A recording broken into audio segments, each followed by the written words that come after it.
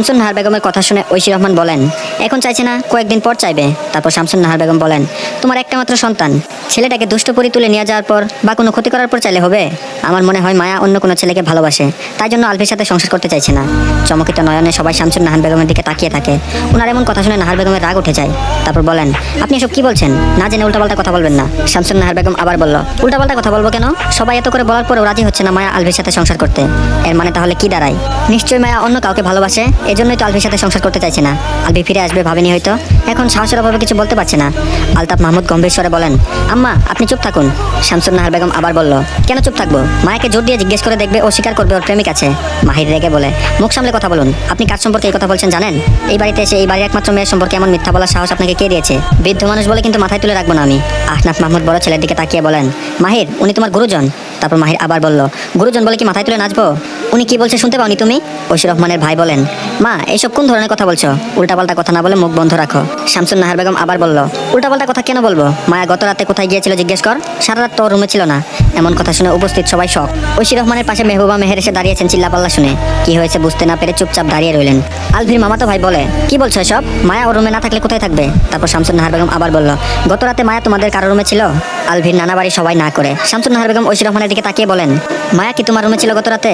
ঐশী রহমান থমথমে মুখে মাথা ঝাঁকিয়ে না করেন। মেহবুবা মেহেরের দিকে তাকিয়ে বলেন, মায়া আপনাদের রুমে ছিল? মেহবুবা মেহেরও মাথা ঝাঁকিয়ে না করেন। এবার তাকান মাহিরের দিকে। তারপর বলেন, তোমার আদরের বোন গত রাতে তোমার রুমে ছিল? মাহির বলে, আমার রুমে ছিল না মায়া, মায়ের জন্য আলাদা রুম দেওয়া হয়েছে। মায়া সেই রুমে ছিল। শামসুন নাহার বেগম বলল, কে বলেছে তোমাকে মায়া রাতে ওর রুমে ছিল? গত রাতে ঘুম আসছিল না বলে আমি মায়ের রুমে গিয়েছিলাম ওর সাথে গল্প করার জন্য। যেহেতু মায়ের রাত জাগে তাই গিয়েছিলাম। গিয়ে দেখি মায়ের রুমে নেই। কতক্ষণ অপেক্ষা করে শুয়েছিলাম। শুয়ে থাকতে থাকতে ঘুমিয়ে গিয়েছিলাম, বুঝতেই পারিনি। সকালে ঘুম থেকে উঠে দেখি মায়া তখনও রুমে আসেনি। রুম থেকে বেরিয়ে গেস্ট রুমের দিকে যাওয়ার সময় দেখি বাড়ির বাইরে থেকে ভেতরে আসছে মায়া। অত ভোরবেলা বাইরে থেকে কেন আসলো? বাইরে কোথায় গিয়েছিল?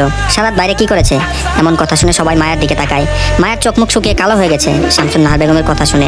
আহনাফ মাহমুদ বলেন, মায়া উনি কি বলছেন? তুই রাতে কোথায় ছিলি? ভোরবেলা বাইরে থেকে কেন এসেছিস? মায়া একবার আলভির মুখের দিকে তাকিয়ে বাবার মুখের দিকে তাকায়। ধরা গলায় বলে, আমি রাতে বাড়ির ভেতরেই ছিলাম। ভোরবেলা বাইরে হাঁটতে বেরিয়েছিলাম, এর বাইরে আর কিছুই নেই। আহনাফ মাহমুদ বলেন, বাড়ির ভেতর কোথায় ছিলি? বাবার রাগী গলার স্বর শুনে কেঁদে দেয় মায়া। এভাবে আজ পর্যন্ত ওর বাবা ওর সাথে কথা বলেনি কখনো। শামসুন নাহার বেগমের কথা শুনে আহনাফ মাহমুদের রাগ উঠে গেছে। নিজের মেয়ের সম্পর্কে এমন কথা শুনলে কোন বাবার মাথা ঠিক থাকবে? রাগ ওঠাটাই স্বাভাবিক। তারপর আহনাফ মাহমুদ আবার বলল, কি জিজ্ঞেস করছে উত্তর দিচ্ছিস না কেন? নিজের রুমে না থেকে কোথায় ছিলি রাতে? শামসুন নাহার বেগম আগুনে ঘি ঢালার মতো করে বলেন, কোথায় আর থাকবে? নিশ্চয়ই প্রেমিকের সাথে বাড়ির বাইরে ছিল। এভাবে নিজেদের সম্মান নষ্ট না করে ছেলের পরিচয় বাড়িতে বলে দিলেই তো পারো মায়া। মাহির গর্জে ওঠে। এতক্ষণ আলভি চুপ থাকলেও এতক্ষণে এসে মুখ খুলে মাহিরকে থামিয়ে নানির দিকে তাকিয়ে রাগী স্বরে বলে, নানু তখন থেকে তোমার কথা চুপচাপ শুনছি বলে মুখ দিয়ে যা আসবে তাই বলবে? আমার বয়স সম্পর্কে এমন কথা তুমি কিভাবে বলছো? মায়া না তোমার নাতনির বয়সী, ওর সম্পর্কে এমন কথা বলতে তোমার বুক কাঁপছে না? বৃদ্ধ হয়ে গেছে অথচ শয়তানি কুটনামি ছাড়নি। সেও জানো মায়া রাতে কোথায় ছিল? একজনের সম্পর্কে না জেনে তার চরিত্রের দিকে কিভাবে কাদা ছোড়াছুড়ি করছো তুমি? দাঁত পড়ে গেছে, চুল পেকে গেছে, অথচ আক্কেল জ্ঞান হয়নি। লজ্জা হওয়া উচিত তোমার। আহনাফ মাহমুদ ধমক দিয়ে মায়াকে বলেন, কি জিজ্ঞেস করছি উত্তর দিচ্ছিস না কেন বেয়াদব? মুখ বন্ধ করে থাকবি তো চড়িয়ে দাঁত ফেলে দেবো। এত জোরে ধমক শুনে শব্দ করে কেঁদে ওঠে মায়া। আলভি শ্বশুরের দিকে তাকিয়ে বলে, খবরদার আমার বউকে ধমকাবে না তুমি। মায়া গত রাতে আমার রুমে ছিল আমার সাথে। ভোরে আমার রুম থেকে বেরিয়ে বাগানে গিয়েছিল। সবাই অবাক হয়ে আলভির দিকে তাকায়। আলতাফ মাহমুদ বলেন, মায়া তোমার সাথে ছিল গত রাতে? আলভি বলে, হ্যাঁ, 5টার পর আমার রুম থেকে বেরিয়ে এসেছে। আমাকে কফি বানিয়ে দিয়ে তারপর বাড়ির বাইরে বেরিয়েছিল। শামসুন নাহার বেগমের মুখটা ছোট হয়ে কালো হয়ে যায়। আলভি রাগে লাল হয়ে নারীর দিকে তাকিয়ে থাকে। দেখে মনে হচ্ছে এক্ষুনি কাঁচা চিবিয়ে খাবে।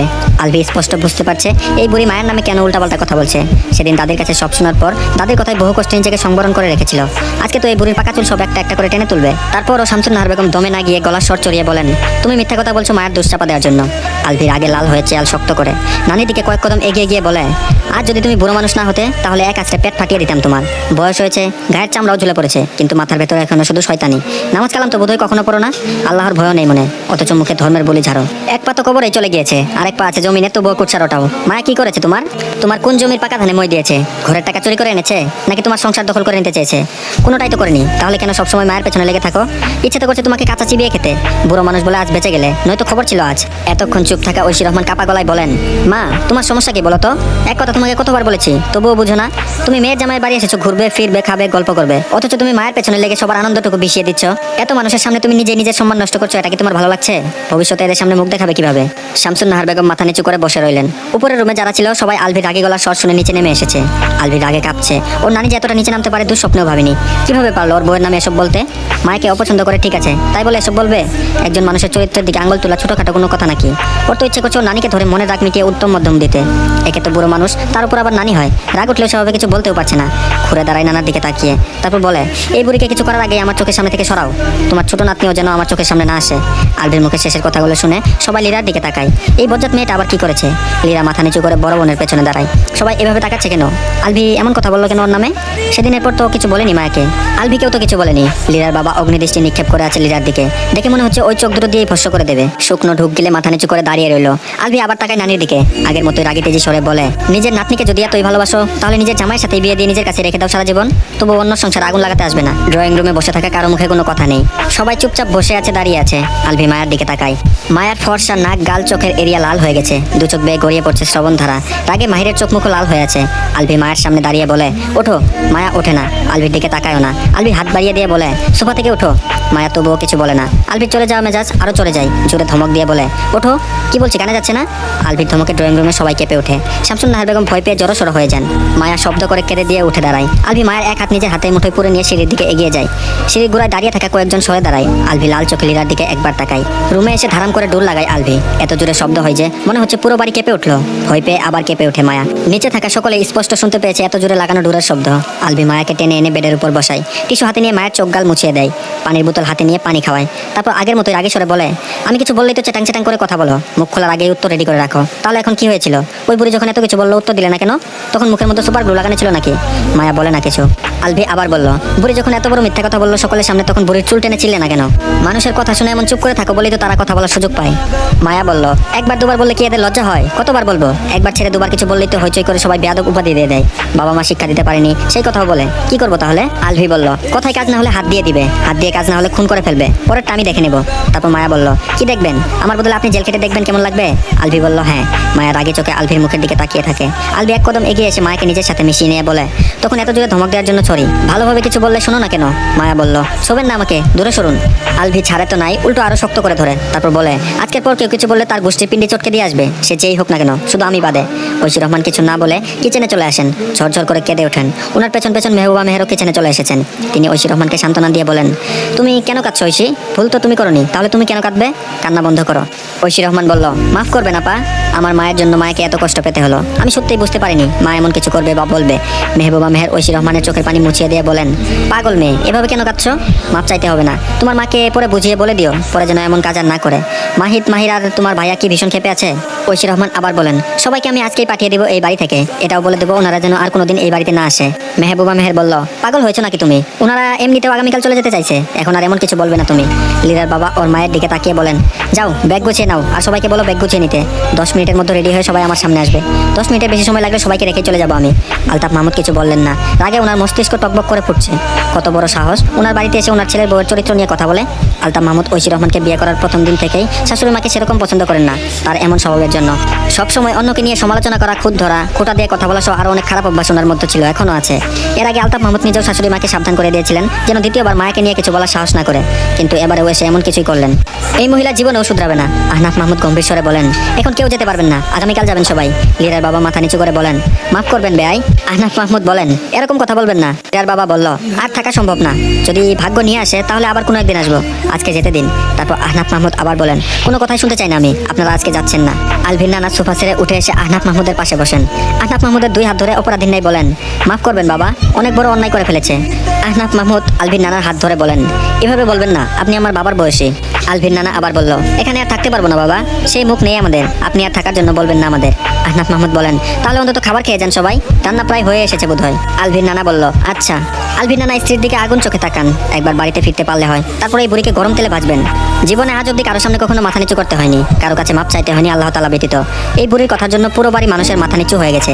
মেয়েটাকেও ছোট হতে হলো শ্বশুর বাড়ির মানুষগুলোর সামনে। কাঁদতে কাঁদতে কিভাবে চলে গেল রান্নাঘরে। বাড়ির কেউ কিছু না বললেও আলতাফ মাহমুদ কিছু না কিছু ঠিকই বলবেন ঐশী রহমানকে। মায়া মেয়েটাও কিভাবে বাবার কাছে ধমক খেলো। ছোটবেলা থেকে মেয়ে মানুষের কত কথা শুনে বড় হয়েছে। রাগে ওনার ইচ্ছে করছে শামসুন নাহার বেগমকে এখন ওই মেরে পুঁতে রেখে যেতে। এই শয়তানের কারখানাকে বাড়িতে নিয়ে গিয়ে কি করবেন? লীরার বাবা সোফা ছেড়ে উঠে লীরাকে টেনে নিয়ে গেস্ট রুমে আসেন। সবাই তাকিয়ে তাকিয়ে দেখে কেউ কিছু বলে না। তারপর বলল, বল আলভিকে কি বলেছিস তুই? লীরা ভয়ে আতঙ্ক জড়ানো গলায় বলে, আমি কিছু বলিনি আলভিকে। শক্ত হাতে আদরের মেয়ের গালে চর বসান সাথে সাথেই। তারপর আবার বলল, বেয়াদব মেয়ে, আলভি তোর ছোট না বড়? তোর বড় বোন আলভিকে ভাইয়া বলে ডাকে, তুই কেন নাম ধরে ডাকিস? এখানে আসার পর থেকে তোর চালচলন শুধু দেখছিলাম, অন্যর বাড়ি তাই সবাই কিছু না বলে চুপ ছিলাম। দাদি নাতনি মিলে কি প্ল্যান করেছিস বল? লীরা কোনো কথা না বলে চুপ হয়ে থাকে। চুপ থাকতে দেখে রাগ সামলাতে না পেরে অপর গালেও চর বসিয়ে দেন। তারপর লীরার বাবা আবার বলল, আজকে বাড়ি ফিরে নেই, তারপর তোর ব্যবস্থা করব। আদরে আদরে শয়তান হয়েছিস তাই না? কাঁচা কুঞ্চি দিয়ে মেরে শয়তানি দূর করবো তোর। রুম থেকে বেরিয়ে নিচে নেমে আসে আলভি। কারো দিকে না তাকিয়ে সোজা ডাইনিং টেবিলের কাছে এগিয়ে আসে। মেড মায়া আর মেহবুবা মেহের সকলের জন্য খাবার বাড়ছেন। আলভি শাশুড়ি মায়ের দিকে তাকিয়ে বলেন, দুটো প্লেটে খাবার বেড়ে দাও। মেহবুবা মেহের আলভির দিকে তাকান। আলভি আবার বলল, আমার আর মায়ার জন্য খাবার বেড়ে দাও। মেহবুবা মেহের কিছু না বলে দুটো প্লেটে খাবার বেড়ে দেন। আলভি প্লেট দুটো হাতে তুলে নেয়। উল্টো ঘুরে হাঁটতে হাঁটতে বলে, মায়া আক্তার, এক জগ পানি নিয়ে আসো তো। মায়া ডাইনিং টেবিলের উপর রাখা পানি ভর্তি জগটা নিয়ে আলভির পেছন পেছন হাঁটতে শুরু করে। আলভি কারো দিকে না তাকিয়ে সোজা নিজের রুমে এসে দাঁড়ায়। মায়া যাতে চলে যেতে না পারে তাই বাইরে থেকে ডোর লক করে দিয়েছিল। তারপর ডোরের সামনে এসে বলে, ডোর খুলো। ডোর খুলে এক পাশে দাঁড়িয়ে থাকে মেড মায়া। প্লেট দুটো বেডের উপর রেখে মায়ের হাত থেকে জগ নিয়ে ভেতর থেকে ডোর লক করে দেয় আলভি। জগ রেখে মায়ের সামনে দাঁড়ায়। তারপর বলল, যাও হাত মুখ ধুয়ে আসো। মায়া বলল, আমি আমার রুমে যাব। আলভি বলল, তো এটা কার রুম? মায়া বলল, আপনার। আলভি বলল, আমি কার? মায়া চোখ তুলে আলভির মুখের দিকে তাকায়। চোখ নামিয়ে নিয়ে চুপ করে বসে থাকে। তারপর বলল, আমার আমিটাই যখন তোমার, এই রুমটাও নিশ্চয়ই তোমার। তারপর মায়া বলল, না আপনি আমার, আর না এই রুম আমার। তারপর আলভি আবার বলল, আমিও তোমার, এই রুমটাও তোমার, আর আমার সব কিছুই তোমার। এখন ওঠো, হাত মুখ ধুয়ে আসো, খিদে পেয়েছে।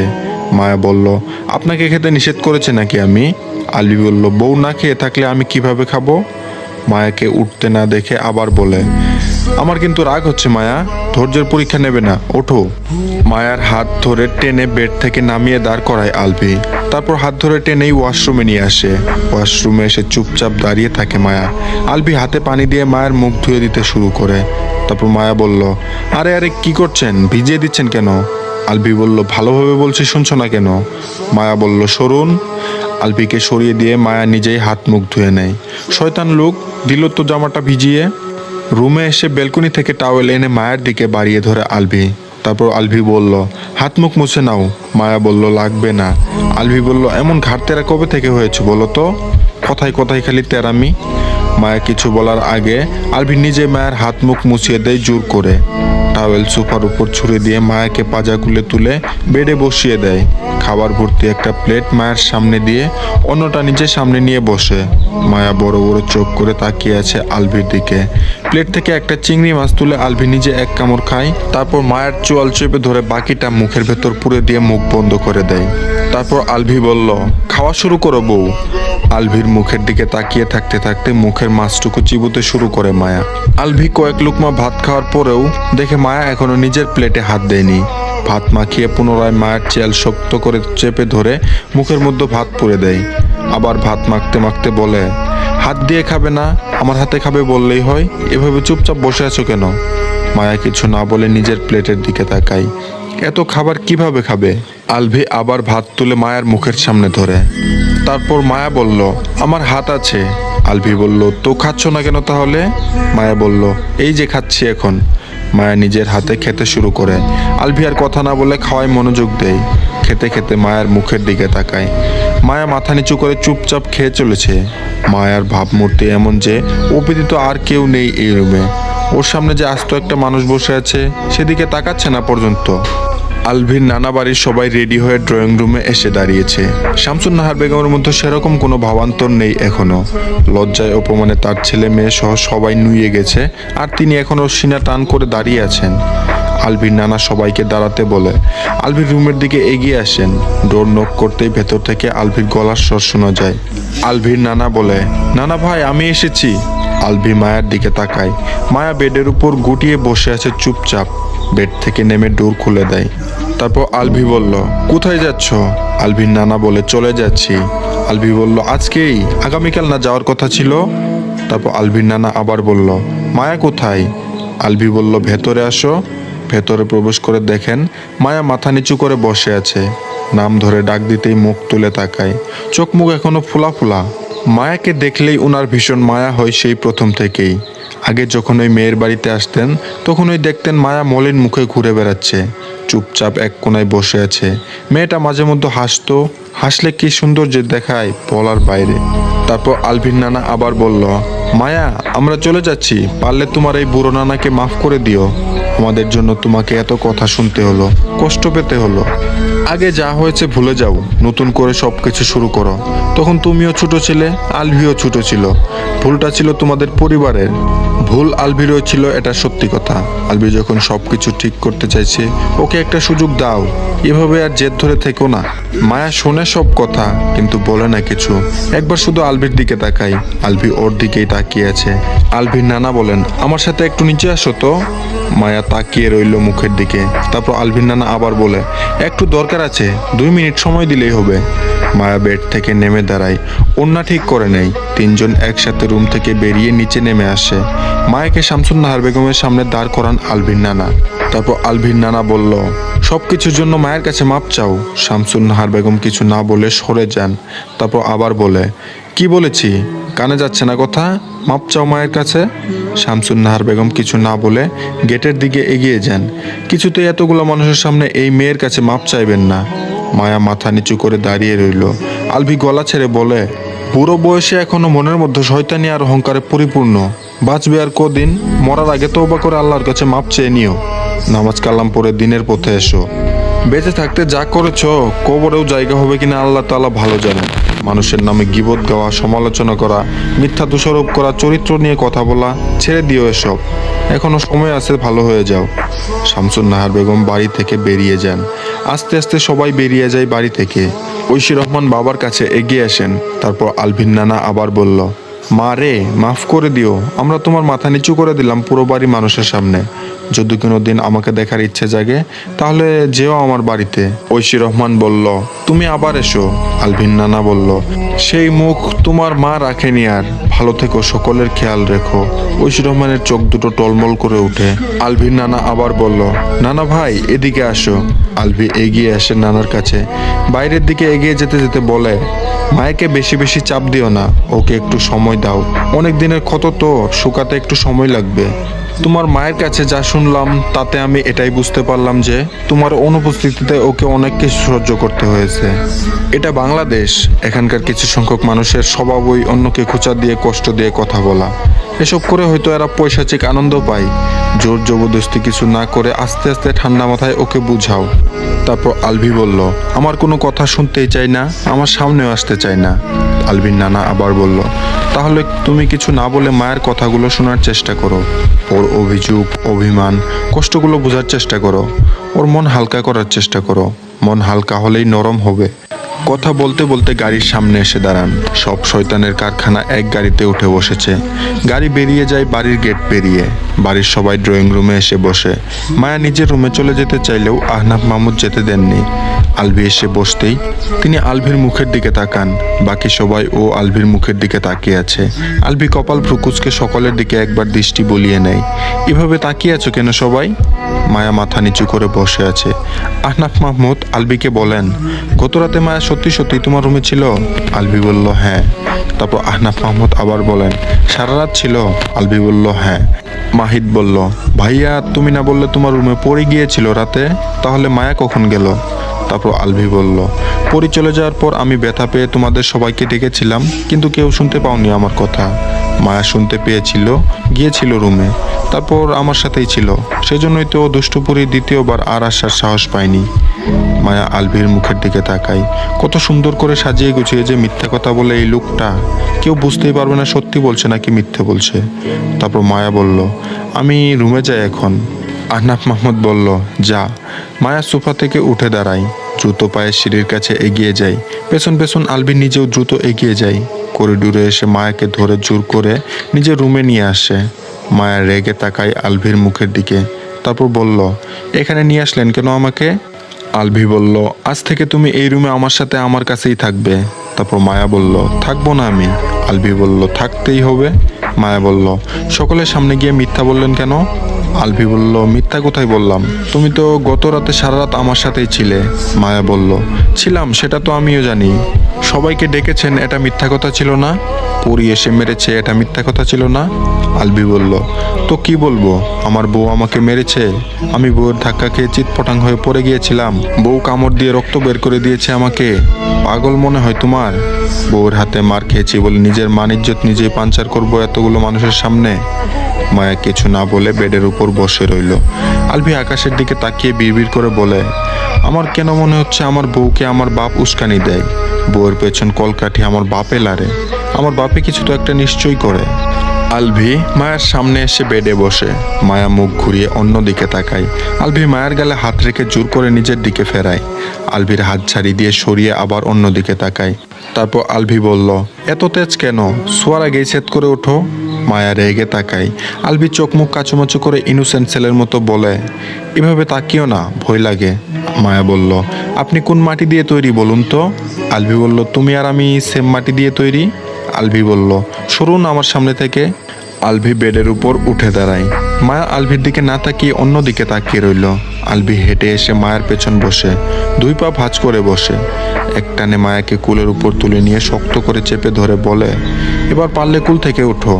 হঠাৎ এমন হয় হকচকিয়ে যায় মায়া। দ্রুত আলভির হাত সরিয়ে দিয়ে দূরে সরে আসার চেষ্টা করে। তারপর আলভি বলল, সামনে থেকে সরতে বলেছ, সরে গেছি, এখন চুপচাপ বসে থাকবে, নয়তো আমি প্রতিশোধ নেব।